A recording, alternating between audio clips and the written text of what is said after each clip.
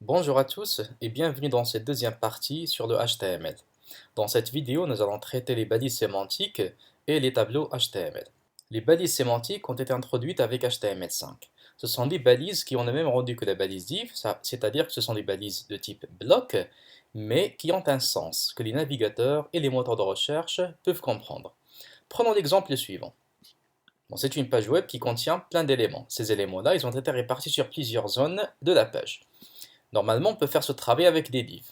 Autrement dit, on va diviser la page en plusieurs divs qu'on appelle des conteneurs, que l'on va styler ensuite avec CSS pour placer chaque conteneur à l'emplacement qui lui est approprié.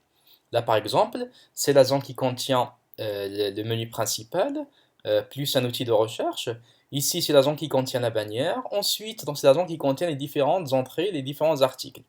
Il y a aussi sur les côtés le bas de page, etc. etc. C'est-à-dire qu'on va diviser notre page selon notre besoin, rien qu'avec des balises div ou bien des balises span. Bon, mais bien sûr, il faut utiliser le CSS pour ceci. Maintenant, si un moteur de recherche vient scruter cette page, il va trouver que tous les contenus ils ont été intégrés au sein de la même balise. C'est la balise div. C'est-à-dire qu'il ne pourra pas estimer l'importance d'une information par rapport à une autre, parce que toutes les informations ils ont été déposées sur la même balise qui est la balise div. Et c'est ça le rôle des balises sémantiques. Les balises sémantiques sont des balises qui ont le même rendu que la div, ça veut dire que ce sont des balises blocs. Il y en a beaucoup en HTML5, mais nous on va se contenter de quelques-unes, les plus utilisées d'ailleurs. Par exemple, la balise header, footer,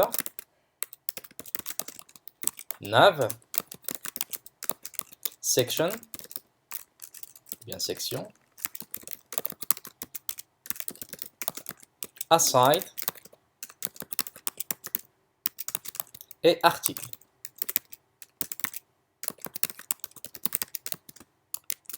La balise header n'a rien à voir avec la balise head. La balise head, c'est une balise qui contient des informations supplémentaires à l'exécution de la page. Par contre, toutes ces balises-là, ce sont des balises qui s'incorporent à la balise body, c'est-à-dire que ce sont des balises dont le contenu sera affiché dans le navigateur. Maintenant, examinons chacune de ces balises. Header, c'est une balise d'en-tête. Footer, c'est une balise de bas de page. Nav, c'est pour la navigation qui contient le ou bien les menus principaux de notre page. Section, c'est une grande section, ça veut dire un grand conteneur qui en contiendra d'autres. D'ailleurs, il peut contenir des asides, des articles, d'autres headers, d'autres footers et même d'autres navs. Maintenant, essayons de projeter ça sur cette page.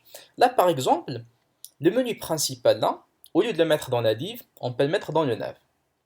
La bannière, ça serait automatiquement le header, et tout le contenu qui est là sera dans une grande section que l'on va diviser en deux zones par exemple, une zone gauche et une zone droite. Ces deux zones peuvent être d'autres sections ou bien des balises articles, voire même des balises aside. Il y a juste une chose à comprendre, c'est que généralement la balise article, on ne va pas mettre des informations que nous avons générées nous-mêmes. Généralement, il y a des pages qui contiennent des informations qui viennent d'ailleurs, comme les flux RSS ou bien la météo que je peux incorporer à ma propre page web. Ça veut dire que ce sont des informations que je n'ai pas générées moi-même, mais qui viennent d'un autre site web. Dans ce cas, ces informations-là, il serait pertinent de les placer dans la balise article. Alors, article, on va la consacrer à ceci. Maintenant, on peut juste jouer avec les autres balises selon notre choix.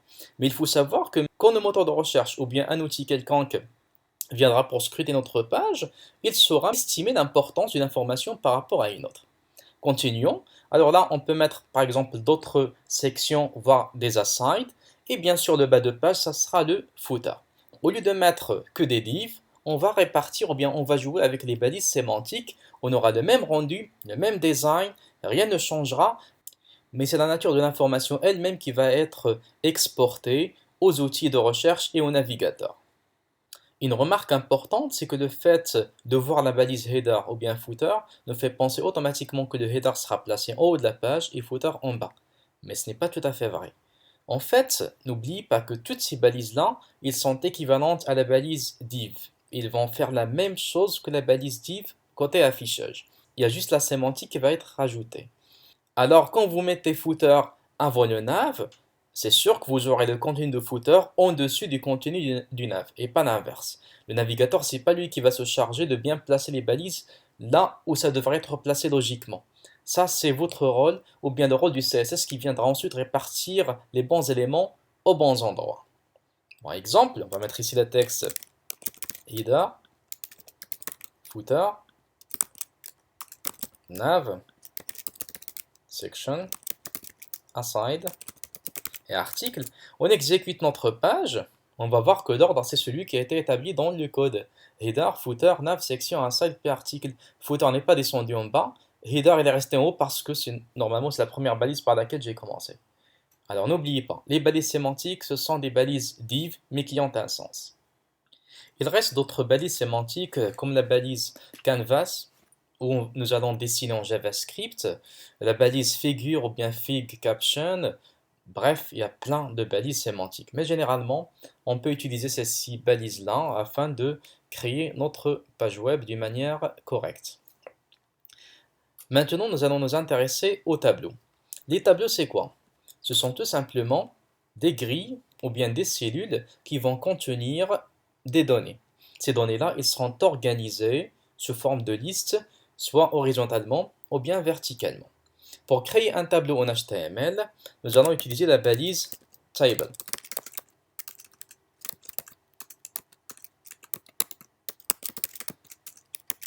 Voilà. La balise table, elle va créer un espace pour le tableau. Mais le tableau lui-même, c'est quoi? Ce sont des cellules qui le constituent. Alors, il faut créer des lignes et des colonnes. L'intersection des deux vont constituer ce qu'on appelle des cellules. Alors, la ligne, c'est la balise tr. On va commencer par la ligne, puis la colonne. Et maintenant, la ligne contient les colonnes. La colonne, c'est td. Bon, là, en minuscule et en majuscule, c'est la même chose. Ça ne vérifie pas la casse. Maintenant, quand j'exécute, excusez-moi, il y a un truc que j'ai oublié là. Voilà. Maintenant, quand j'exécute, je vais voir qu'il n'y a vraiment rien de visible sur ma page. C'est normal parce qu'un tableau, c'est un gros rectangle qui contient des cellules. Alors, il faut quand même soit les colorer ou bien leur donner une bordure afin qu'ils soient visibles. Maintenant, on va mettre quelques attributs de base qu'il faut déclarer. Pour table, on va mettre width, par exemple 100%. Donc là, quand je mets pourcentage, ça veut dire qu'il va occuper la totalité du conteneur. Dans ce cas, le conteneur n'a rien d'autre que body, alors ça sera la page entière. Notre tableau, donc, il aura la même largeur que la page. On va mettre border 0, ça veut dire l'épaisseur de la border, c'est 0 pixels, ça ne sera pas visible. Ensuite, cell spacing, on va mettre par exemple 4. Cell padding, on va mettre par exemple 2. Cell spacing, c'est l'espacement entre les cellules voisines. Et cell padding, c'est la marge interne de la cellule.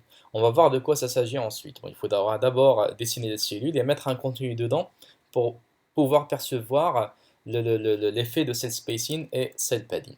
Pour tr, on peut mettre des attributs, mais bon, généralement, on n'aura pas vraiment besoin. Pour td, par contre, on va juste mettre un truc du genre height pour lui donner une hauteur. Par exemple, 100 pixels. Voilà. Là, je ne vais pas mettre l'unité. Pour le pourcentage, je mets l'unité parce que c'est relatif. Mais quand c'est en pixels, on ne met rien. Juste 100. Automatiquement, le navigateur sait que c'est 100 pixels. Pour le width, on veut que ça occupe la totalité du tableau. Alors 100% du conteneur qui est le tableau dans ce cas. Et du coup, c'est 100% de la page. Et on ne va pas oublier de colorer notre fond afin de pouvoir distinguer notre cellule. Par exemple, BG, color. Et on va mettre la couleur par exemple orange. Normalement, BGColor, c'est un attribut qui est obsolète. Ça veut dire qu'on préfère faire ça avec du CSS. Mais puisqu'on n'a pas encore vu de CSS, alors on va se contenter de faire tout avec du HTML. On exécute pour voir le résultat. Alors là, nous avons une cellule. Bon, il y a une erreur quelque part. Ça devrait être orange, voilà. Orange. Nous avons maintenant un seul tableau qui contient une seule ligne et une seule colonne. Alors, nous avons une seule cellule. Si on veut avoir deux cellules, il suffit de prendre le TD, le copier et les coller dans le même TR, c'est-à-dire la même ligne contient désormais deux colonnes. Mais il faut changer la largeur, parce que 100% pour les deux, c'est pas logique. On va mettre 50%. 50%, dans ce cas, on n'aura pas de débordement et notre tableau contiendra toujours 100% de la page, il sera divisé en deux. Quand j'exécute, je vais voir qu'il y a maintenant deux cellules. Ils ont la même couleur parce que je n'ai pas changé de BGColor. Mais vous avez remarqué l'apparition d'un petit trait, une petite marge entre les deux. C'est ce qu'on appelle le cell spacing, l'espacement entre les cellules. Je peux le changer pour voir son effet. Par exemple, on va mettre ici 40. Quand j'exécute, voilà, l'espacement s'agrandit autour de la cellule entière. Voilà. cette padding, on ne peut pas voir son effet tant qu'on n'a pas mis un contenu dans la cellule. On va remettre la valeur 4. On va changer l'arrière-plan de la deuxième, par exemple blue.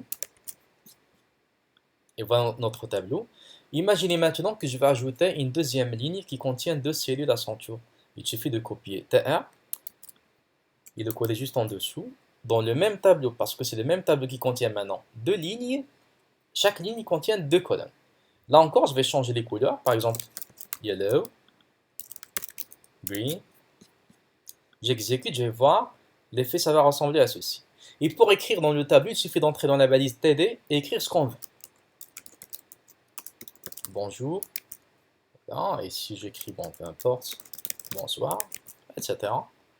Ici, j'aurai le contenu qui sera bien sûr aligné de cette manière. Pour l'alignement, on peut ajouter des attributs align ou bien v-align, mais je préfère ne pas entrer dans ces détails parce que ce sont des choses que l'on va faire plus tard avec du CSS. Imaginez maintenant qu'on veut créer un tableau qui contient deux lignes. La première ligne contient une seule colonne qui va occuper la totalité de la largeur, et la deuxième ligne contient deux colonnes. Alors dans ce cas, on va entrer dans la première ligne T1, on va éliminer une des deux cellules, la première ou la deuxième, peu importe. On peut même éliminer le texte pour ne conserver que la couleur. Ensuite, on va agrandir la largeur, 100%. Bon, ce qui paraît logique, mais si on exécute, on va voir que ça ne va pas vraiment donner le résultat souhaité. Regardez. Donc, il y a la deuxième cellule de la deuxième ligne qui a été réduite. Bon, presque elle a été écrasée par la première cellule. Et c'est normal parce que les bordures, ils sont en quelque sorte dépendantes. Si vous étirez la cellule d'en dessus, celle qui est en dessous va s'étirer à son tour.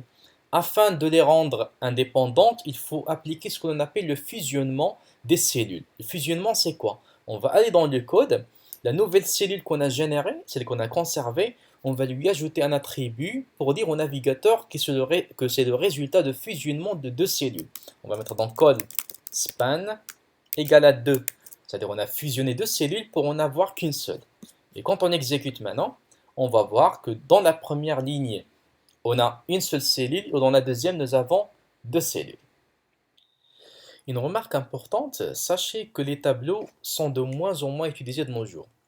Parce que tout simplement, ils ne sont pas responsifs. Ça veut dire qu'ils ne s'adaptent pas tellement aux appareils mobiles comme les téléphones qui ont un écran étroit. C'est pourquoi on préfère utiliser des conteneurs comme les divs ou bien les balises sémantiques qu'on a vus, les aligner avec le CSS et introduire du contenu dedans, et à la fin, ça aura l'air d'un tableau. Mais, selon les cas, on peut toujours se servir des tableaux classiques. Il y a aussi d'autres balises que je n'ai pas mentionnées dans cette séance, afin de ne pas trop alourdir le contenu, comme par exemple la balise theader, thfooter, la balise th. Ce sont juste des balises qui vont donner un sens à des lignes, pour dire c'est une ligne d'en-tête, des lignes de bas de page, et des fois il va placer automatiquement ces lignes au bon emplacement. Mais comme j'ai dit, vous pouvez créer votre tableau avec les trois balises qu'on a vues ici, à savoir table, tr et td, les placer à votre guise là où vous souhaitez, et si vous voulez ajouter des effets spéciaux, il suffit d'appliquer le CSS afin de casser le rendu par défaut. Merci pour votre attention et à la vidéo prochaine.